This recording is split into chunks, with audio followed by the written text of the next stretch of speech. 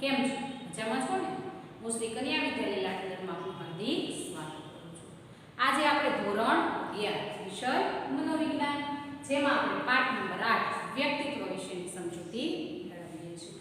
તો વ્યક્તિત્વમાં આજે આપણે વ્યક્તિત્વ વિકાસને અસર કરતા જે પરિબળો છે એ પરિબળોની સમજૂતી મેળવવાની છે. તો મુખ્ય કેટલા પરિબળો છે? તો કે 4. જૈવિક પરિબળો, શારીરિક પરિબળો, મનોવૈજ્ઞાનિક પરિબળો, સામાજિક સાંસ્કૃતિક પરિબળો. તો આ ચારેય પરિબળોને હવે આપણે સમજીએ કે ખાસ કરીને આપણે હરેક વિડીયોમાં વાત કરીએ છીએ કે જ્યારે તમે મનોવિજ્ઞાન કે ભૂગોળ વિષયનો વિડીયો જુઓ છો ત્યારે બાળકો ખાસ પાઠ્યપુસ્તકને બાજુમાં રાખો.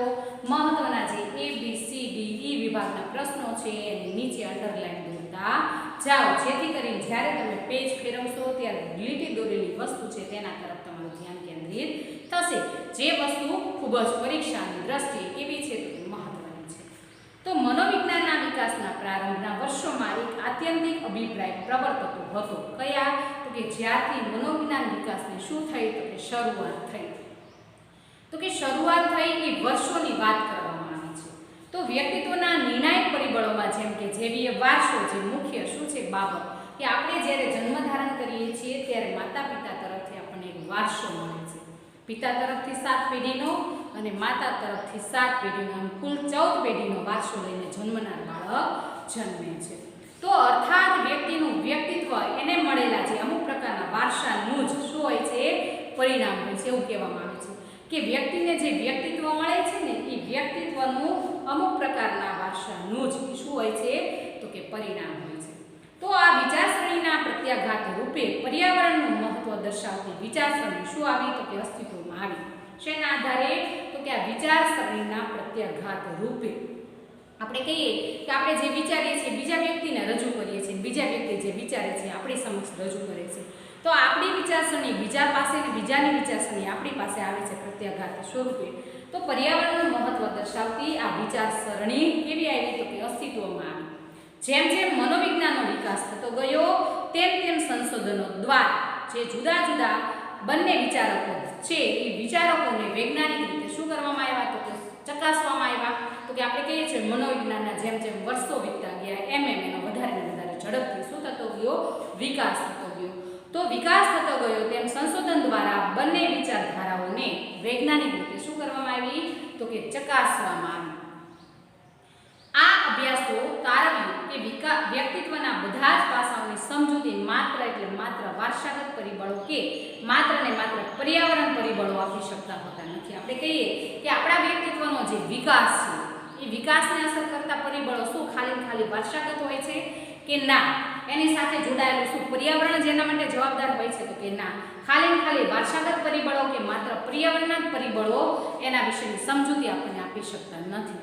તો વ્યક્તિત્વનું પ્રત્યેક પાસું બંને પ્રકારના પરિબળોની વચ્ચેની આંતરક્રિયાનું શું છે તો કે પરિણામ છે. કયા બંને પ્રકારના પરિબળો? તો કે વ્યક્તિને મળતો વારસાગત પરિબળ અને પર્યાવરણ. તો આ બે પરિબળો છે વચ્ચેની સતત થતી આંતરક્રિયાનું શું છે તો કે પરિણામ છે. તો વ્યક્તિત્વ વિકાસને પણ અસર કરતા અનેક પરિબળો અંગે શું થયેલા છે તો કે અવનવા અભ્યાસો થયેલા છે. તે પૈકી નીચેના પરિબળોની વ્યક્તિત્વ વિકાસ પર થતી અસરને આપણે શું કરવાની છે તો કે સમજવાની છે. કેટલા પરિબળો આવ્યા છે? કુલ 4. તેમાં આપણે પહેલું પરિબળ જોઈએ જૈવીય પરિબળ. તો જૈવીય પરિબળો એ વ્યક્તિત્વના ચોક્કસ બંધારણને ઘડનારું મહત્વનું અને પાયાનું શું છે તો કે પરિબળ. કયું? તો કે જૈવીય.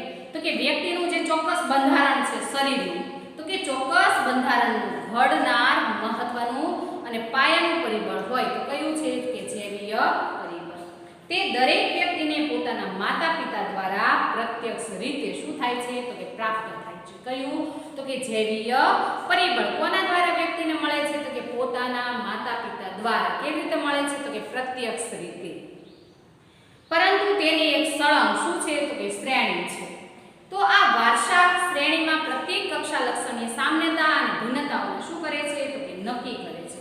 તો કે શેની શ્રેણીમાં તો કે વારસાની શ્રેણીમાં પ્રત્યેક કક્ષાના જે લક્ષણો છે અને પ્રત્યેક કક્ષામાં રહેલી જે સામાન્ય ભિન્નતાઓ છે એને એક લક્ષણથી બીજું લક્ષણ કઈ બાબતમાં જુદું પડે છે કે કઈ બાબતમાં એની ભિન્નતા રહેલી છે તેને નક્કી કરે છે.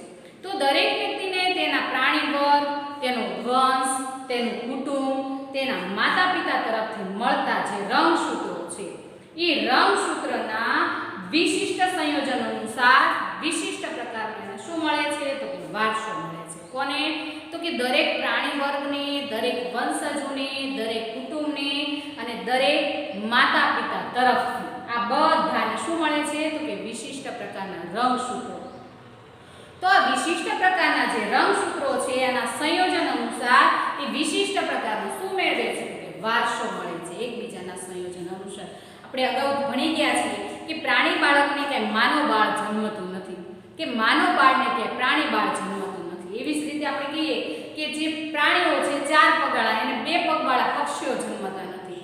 જે જાતિ છે એ જ જાતિના પ્રજીવો એના બાળકોને શું આપે છે? જન્મ આપે છે. તો આ વિશિષ્ટ સંયોજન અનુસાર વિશિષ્ટ શું મળે છે ને વારસો મળે છે. આમ વ્યક્તિની બાબતમાં આપણે જોવા જઈએ ને તો જોવા મળતા જે વ્યક્તિગત તફાવતો છે એ તફાવતોના ઉદ્ભવ સ્થાન તરીકે આનુવંશિક પરિબળો કેવા બને છે તો કે નિર્ણાયક.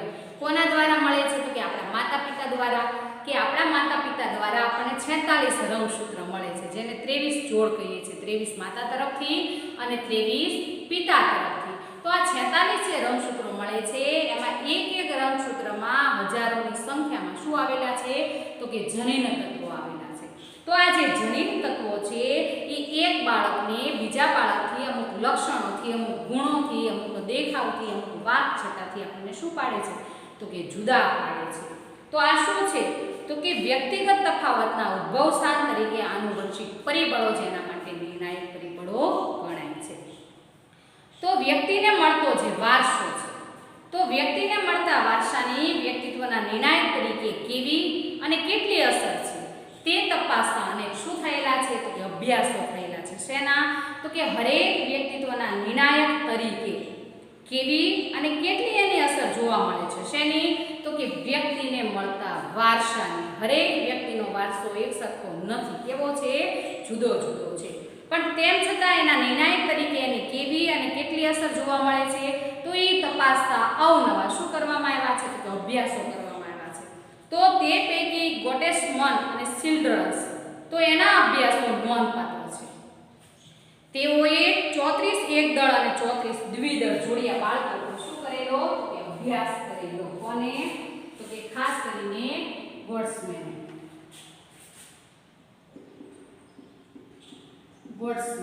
શું કરેલો? ગોડ્સમેન અને ચિલ્ડ્રન્સ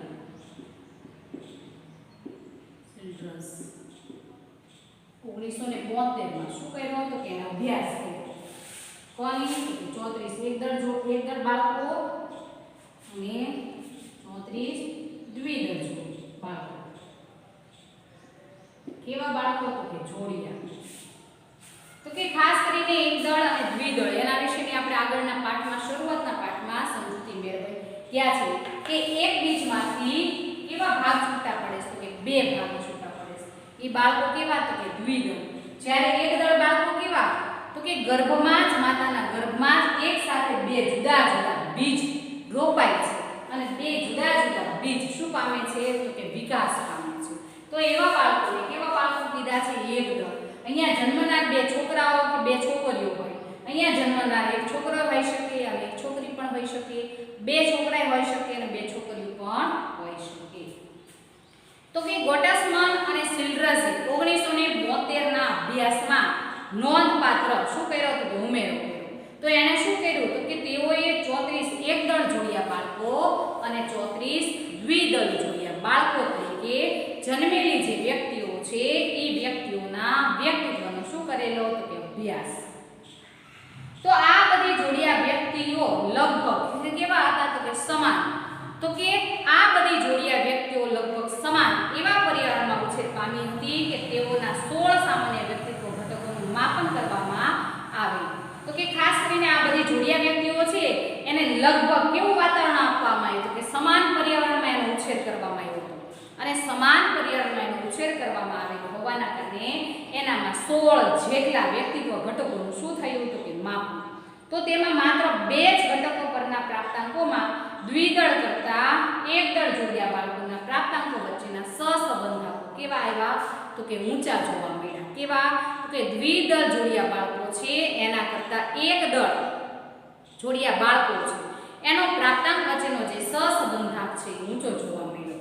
જ્યારે તેઓના માનસિક સ્વાસ્થ્ય સંબંધી ઘટકોનું માપન કરવામાં આવ્યું ને ત્યારે 10 માંથી 5 ઘટકોમાં એકદળ જોડિયા બાળકો એના વ્યક્તિત્વના પ્રાપ્તાંકો વચ્ચે દ્વિદળ જોડિયા વ્યક્તિત્વ કરતા એનો પ્રાપ્તાંક એનો સહસંબંધાંક કેવો જોવા મળ્યો તો કે ઊંચો. તો આ બંને પરિણામો શું દર્શાવે છે તો કે આ બંને પરિણામો પરથી કહી શકાય કે સામાન્ય વ્યક્તિત્વ ઘટકોની સરખામણીમાં માનસિક રોગો પ્રત્યેની જે અભિમુખતાઓ છે એ માનસિક રોગો પ્રત્યેની અભિમુખતામાં જૈવિક ઘટકોનો વારસો કેવો બને છે તો કે નિર્ણાયક પરિબળ તરીકે વધારે ભાગ ભજવે છે. કેવો તો કે આપણને વારસામાં જે જૈવિક ઘટકોનો વારસો મળે છે પ્રત્યક્ષ રીતે માતા પિતા દ્વારા, તો એ વારસો છે નિર્ણાયક પરિબળ તરીકે વધારે શું ભજવે છે ભાગ ભજવે છે. તો કે ખાસ કરીને આ રીતે જૈવિક પરિબળો વિશે ગોલ્ડસ્મેન અને ચિલ્ડ્રન બાળકો પર શું કરેલા તો કે અભ્યાસ કરેલા અને અભ્યાસો કરીને શું તારવેલા તો કે જુદા જુદા તારણો તારવવામાં આવ્યા. તો કે આવી રીતે એકદળ જોડિયા બાળકો અને દ્વિદળ જોડિયા બાળકો છે એમાં ખાસ કરીને રોગોની બાબતમાં અને પ્રાપ્તાંકોની બાબતમાં જુદી જુદી બાબતોમાં થોડો સહસંબંધ કેવો આવે છે તો કે ઊંચો આવે છે. એક બાબતમાં દ્વિદળ બાળકો કરતા એકદળ બાળકોનો સહસંબંધાંક ઊંચો આવે છે, જ્યારે બીજી બાબતોમાં એકદળ બાળકો કરતા દ્વિદળ બાળકોનો સહસંબંધાંક કેવો આવે છે ઊંચો આવે છે. ત્યાર પછી જોઈએ શારીરિક પરિબળો. તો કે વ્યક્તિના શરીરની જે રાસાયણિક સમતુલા છે, વ્યક્તિના શરીરમાં આવેલી જુદી જુદી ગ્રંથિ તંત્ર છે, એના શરીરમાં આવેલું ચેતાતંત્ર છે, શરીરનું બંધારણ છે, બાહ્ય જગત સાથેના વ્યક્તિના સંપર્કનું શું કરે છે કે નિયમન કરે છે. તો આપણે આગળના પાઠમાં એ પણ ભણી ગયા છે ચેતાતંત્ર વિશે, આપણી જુદી જુદી અંતઃસ્ત્રાવી ગ્રંથિઓ વિશે, આપણી શરીરની સમતુલા વિશે, આપણા શરીરના બંધારણ વિશે. તો આ હરેક બાબતો સાથે જગત સાથેના વ્યક્તિના સંપર્કોનું શું કરે છે તો કે નિયમન કરે છે. કોણ તો કે આપણા શરીરમાં આવેલા રાસાયણિક સમતુલા, જુદી જુદી ગ્રંથિતંત્ર, ચેતાતંત્ર અને શરીરનું બંધારણ. તો આમાંનું કોઈ પણ શારીરિક પરિબળ જો બરાબર કામ ન કરે તો જગત સાથેનો વ્યક્તિનો સંપર્ક અને તેનો અનુભવ પ્રાપ્ત કરવાની તકો કેવી બની જાય છે તો કે મર્યાદિત બની જાય છે. પણ ક્યારે મર્યાદિત બને છે? જ્યારે આમાંનું કોઈ પણ શારીરિક પરિબળ છે એ વ્યવસ્થિત કામ ન કરી શકતું હોય ત્યારે. તો ત્યારે વ્યક્તિનો જગત સાથેનો કે વ્યક્તિ સાથેનો જે સંપર્ક છે એનો અનુભવ છે એ પ્રાપ્ત કરવાની તકો વ્યક્તિની ખૂબ જ મર્યાદિત બની જાય છે. તો એના પરિણામે શું થાય તો કે પરિણામે વ્યક્તિત્વ વિકાસનું જે વર્તુળ છે એ વ્યક્તિત્વ વિકાસનું વર્તુળ કેવું બની જાય છે તો કે મર્યાદિત બની જાય છે. તમે ઘણા એવા બાળકોને જોયા હશે જે પરિપૂર્ણ સંપૂર્ણ એનો વિકાસ થયેલો છે. ઘણા એવા બાળકો છે પરિપૂર્ણ સંપૂર્ણપણે એનો વિકાસ થયેલો નથી. ઘણા વિકલાંગ બાળકો છે જેને પગ નથી, હાથ નથી, આંખ નથી, કાન નથી. તો આવા બાળકોને એકબીજા સાથે તમે સરખામણી કરો ને તો એ બાળકો તમને ખ્યાલ આવી જાય કે ખરેખર જે સંપૂર્ણપણે વિકાસ પામેલા બાળકો છે એના કરતાં જે વિકલાંગ બાળકો છે, પગ નથી, હાથ નથી, આંખ નથી, કાન નથી, એવા બાળકો છે એની માટે આ વસ્તુ કેવી બની જાય છે વિકાસનું વર્તુળ તો કે મર્યાદિત બની જાય છે. તો શરીરમાં જે પાણી છે, ક્ષારો છે, વિટામિનો છે વગેરેની અપૂર્તતા પણ પ્રમાણને કારણે કાર્યક્ષમતાની પર્યાપ્તતા કેવી થાય છે ઉત્પન્ન થાય છે. આપણા શરીરમાં પાણી ઘટી જાય તોય નુકસાન થાય, આપણા શરીરમાં ક્ષારનું પ્રમાણ વધે તોય આપણને નુકસાન થાય, આપણા શરીરમાં વિટામિનની ખામી જન્મે તોય આપણે અમુક પ્રકારના કાર્યો કરવા માટે સક્ષમતા ધરાવતા હોતા નથી. તો આ અપૂરતા પ્રમાણને કારણે આપણી કાર્યક્ષમતા છે કાર્યક્ષમતાની પર્યાપ્તતા શું થાય છે તો કે ઉત્પન્ન થાય છે. અંતઃસ્રાવીનું જો સંતુલન છે એ સંતુલન તૂટી જાય કે સંતુલન તૂટવાથી પણ વ્યક્તિત્વ વિકાસ કેવો બની જાય છે તો કુંઠિત. આપણે કહીએ કે આપણી શરીરમાં જુદી જુદી 7 ગ્રંથિઓ આવેલી છે. તો આ ગ્રંથિઓનો સ્ત્રાવ વધે તો આપણને નુકસાન થાય છે, અને આ ગ્રંથિઓનો સ્ત્રાવ ઘટે તો પણ આપણને શું થાય છે તો કે નુકસાન થાય છે. તો અમુક સંજોગોમાં વિકૃત વ્યક્તિત્વ તરફ આપણને દોરી જાય છે. તો ચેતાતંત્રની ખામીના કારણે આપણે ધ્યાન, સ્મૃતિ, પ્રત્યક્ષીકરણ, શીખવાની ક્રિયા, વિચાર, કૌશલ્ય વગેરે જેવા જે ઉચ્ચ મનોવ્યાપારો છે એ ઉચ્ચ મનોવ્યાપારો પર એની વિપરીત પડે છે તો કે અસર શેના કારણે તો કે આપણા ચેતાતંત્રની કોઈ ખામી હોય ચેતાતંત્રમાં કોઈ ખામી ઉત્પન્ન થઈ હોય કોઈ ખામી સર્જાણી હોય તો એના કારણે આપણે કોઈ વસ્તુ પર ધ્યાન આપણે વસ્તુ યાદ રાખી શકીએ નહીં જેવું જોવા ઈચ્છીએ છીએ એવું જોઈ શકીએ નહીં કાંઈ કાર્ય ઝડપથી શીખવું હોય તો શીખી શકીએ નહીં સારું ઝડપથી સતેજ વિચારી શકીએ નહીં નવા નવા કૌશલ્યો તો આ બધી જ બાબતોમાં મનોવ્યાપાર ઉપર વિપરીત પ્રકારની અસર જોવા મળે છે તો શરીરનું જે બંધારણ છે અને વ્યક્તિત્વ લક્ષણો છે વચ્ચે સ્પષ્ટ સાહચર્ય જોવા મળતું નથી તો આ બે વચ્ચે આપણે જોઈએ કે સ્પષ્ટ પ્રકારનું સાહચર્ય જોવા મળતું નથી છતાં શેલ્ડન અને કેશમરે આ ક્ષેત્રમાં અભ્યાસ કરી અગત્યના તારણો શું કરેલા છે તો કે રજૂ કર્યા છે તો માનસિક અને શારીરિક પાસાઓ વચ્ચે સતત આંતરક્રિયા થતી જ હોય છે